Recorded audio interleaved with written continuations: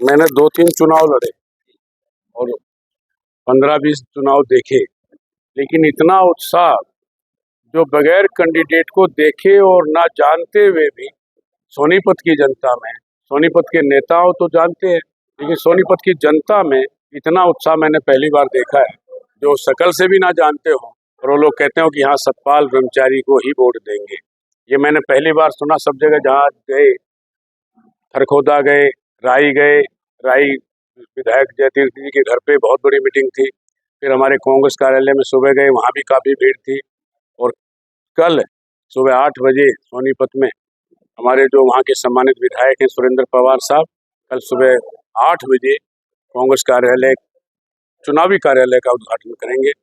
और कल है यहाँ, कल हमारे तो ये स्तंभ सबसे सीनियर विधायक कह सकता हूँ हरियाणा विधानसभा के, ये नौजवान विधायक इंदुराज जी भालू और मेरे परिवार के ही, जिस परिवार में हम हैं, वहाँ के गांगुली से श्री सुभाष देशवाल जी और सम्मानित सभी मेरे आदरणीय सब यहाँ बैठे हैं। सब इतना पहली बार देखा मैंने अपने जीवन में। 3 चुनाव और लड़े पहले, लेकिन इतना उत्साह मैंने कभी नहीं देखा।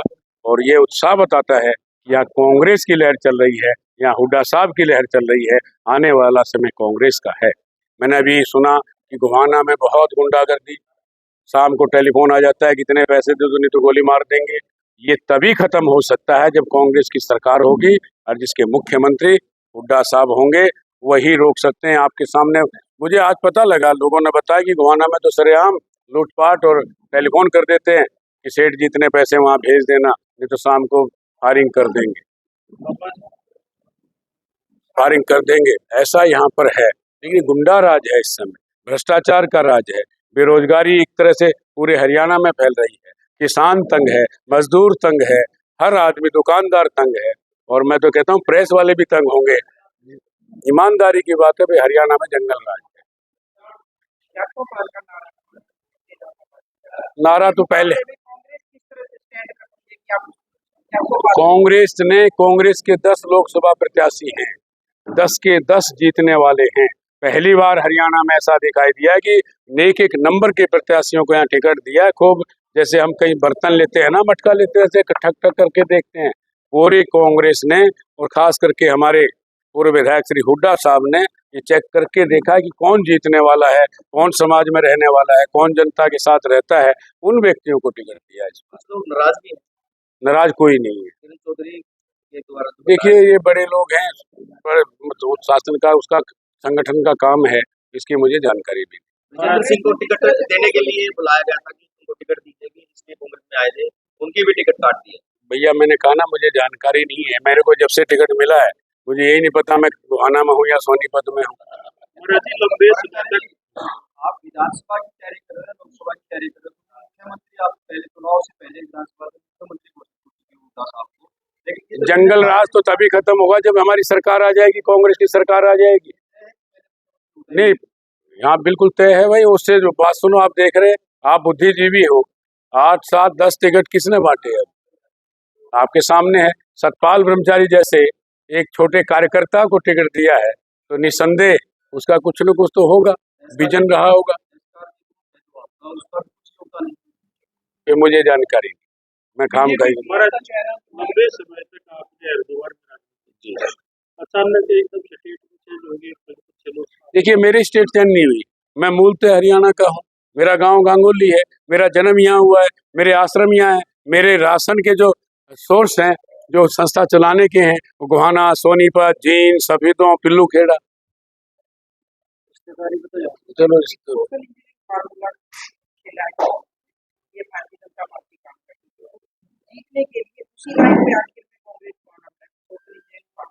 ये तोड़ने का काम करते हैं, जोड़ने का काम नहीं करते। धर्म को आधार बना के सब जातियों में बांट रहे हैं, कभी हिंदू मुस्लिम में बांट देते हैं। तो ऐसा काम इस देश में नहीं होना चाहिए। यहाँ भाईचारा स्थापित था, उस भाईचारे को रखने के लिए कांग्रेस हमेशा तत्पर है। हाँ मैं करता हूँ। लेकिन अभी राम मंदिर बन रहा है, उसके अगेंस्ट कांग्रेस ने 12 से ज्यादा वकील उतारे। कोई वकील नहीं उतारा। दीपेंद्र जी एक दिन पहले वहां थे और दर्शन करने वाला सतपाल ब्रह्मचारी भी वहां था। और बोलो, ठीक। दीपेंद्र हुड्डा सरयू स्नान करके आए हैं। उत्तर प्रदेश के जो अभी मोदी जी की टक्कर में जो चुनाव लड़ रहे हैं, वहाँ के प्रधान साथ में थे और कम से कम 100-200 लोग थे, उनको भी नारे लगाने लगे। वो दर्शन करने गए थे। वोटिंग की वहाँ भाजपा के लोगों ने और अन्य लोगों ने कि ये क्यों आ गए। सीएम के चेहरे में आपने भूपेंद्र हुड्डा की बात करी, तो पीएम का चेहरा क्या है? पीएम का तो आपको पता है, देश में एक नौजवान रात दिन एक किए हुए है कांग्रेस के लिए। राहुल गांधी के मुद्दों को लेकर पूरे देश में भारत को यात्रा की, उन्होंने अपने मैनिफेस्टो में भी ये चीजें की हैं, तो आम आदमी को मैनिफेस्टो पांच न्याय यात्राएं हैं उसमें, आपके पास आ गया होगा बहन जी। भाई क्या क्या कांग्रेस करने जाएगी। कल हमारा कार्यालय खुल रहा है, 1-2 दिन में हमारे पास भी आ जाएगा, हम आपको देंगे। उसमें 5 न्याय यात्राएं हैं। उसमें भ्रष्टाचार भी भाई खत्म करना है। रोजगार जो 2 लाख लोगों की खाली भर्ती यहाँ पे खाली पड़े हैं पद 2 लाख लोगों के लिए, 2 लाख हमारे जो लोग लग सकते हैं, नौजवान लग सकते हैं, वो आज तक खाली है। और एक दिखा दिया, बुरा मत मानना, आप पढ़े लिखे लोग हैं, जिसने MA BEd इंजीनियरिंग की है, उस आदमी को कह दो 10,000 रुपये तनख्वाह में काम कर लेगा क्या? रोजगार चल जाएगा 10,000 में? 150 रुपये किलो दाल है आज, जो रिफाइंड 50-60 रुपए किलो होता था, इस समय मेरे ख्याल 200 के आसपास होगा। चीनी, राशन, गेहूं, किसान का गेहूं तो सस्ता लेंगे आप 6 महीने बाद आटा लेंगे, क्या भाव मिलेगा? आप रोज खरीदते हैं, आप भी तो लाते होंगे राशन पानी भाई।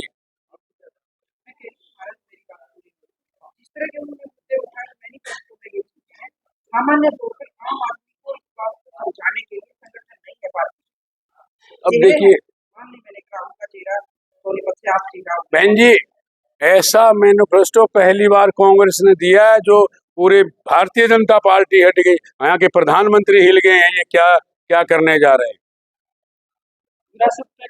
1 लाख रुपए की तो गारंटी योजना उस गरीब को देंगे, ओके, जो बेचारा बेरोजगार है। महिलाओं को 1-1 लाख रुपए की घोषणा की।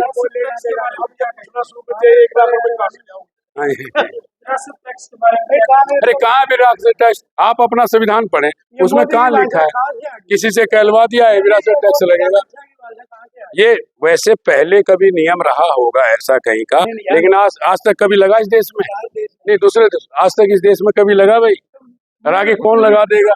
ये तो भैया छोड़ते हैं कुछ न कुछ कांग्रेस पार्टी का आपस में ऐसा बदनाम कर दो कि आदमी सोचेगा ओए मेरे दादा की संपत्ति मेरे नाम चढ़ेगी, मेरे बाप की, इसमें पैसे लेंगे ये चुनावी।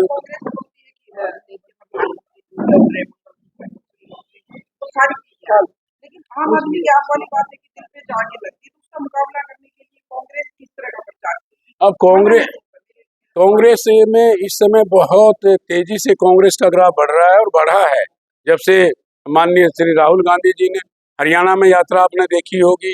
वो पूरे देश में 4-4 हजार किलोमीटर पैदल चलना रात दिन, और जहाँ कड़ाके की ठंड पड़ती हो तो आपने देखा होगा टी-शर्ट में।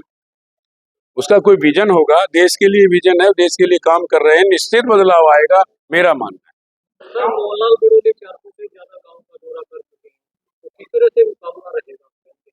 मैं रात दिन का आदमी भाई, उन्हें तो घर की भी चिंता होगी। मैं तो सुबह 6 बजे धर्मशाला में सोता हूँ तख्त पे, उठ के नहा धो के चल भाई।